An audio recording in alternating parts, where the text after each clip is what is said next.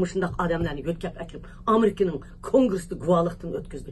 Biz o'xshamagan usullardagi harakatlar bilan naytdi g'alba qilib lagerini taqib o'tamisak-mu, dunyoni qo'zg'ashda ma'lum darajada g'alba qildik. Biz yana g'alba qilamiz. Biz xalqimizni 2019-yil uzil kesil qutuldirishimiz kerak lagerdan. Shunga qarindoshlar, men sizlardan o'tinib so'raydigan so'zlarim nima deganda, biri bizga bu yil Amerika kongressida 9 yildan beri hal qilinmagan, 9 yildan beri besilib qolgan qonunni ma'qullashni dunyoga jakalatqizdik. Men Rabia Qadir, Ömer Qanat, Nuri Türkel, yani yoshlarning vakillari biz shu Xitoy komitet kongressining Xitoy komitetiga biz sunduk.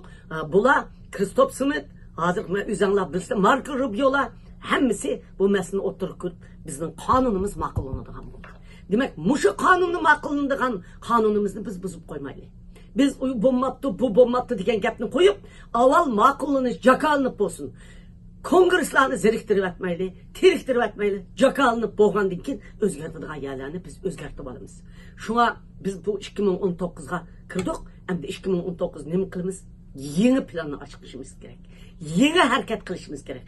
Men butun dunyodagi tashkilotlarning yeniden bir strategiyaning oqidan minishiga va ittifoqlashib birlikka kelishiga, bir bo'lib hamkorlashib har qaysi o'zining qo'ldan keladigan xizmatlarni birlikda qilishga chaqirman, ham shunday qilishga o'zim yo'l boshlayman. Qarindoshlar, men shu yo'l boshlash uchun yenimga tarjimon elishim kerak, katib elishim kerak, yugurib ishni bejildigan adam elishim kerak, shopir elishim kerak. Men sizlarga 2018-yil e'lon qildim. Mana 2019-si men hesap numarini dunyoga e'lon qilaman.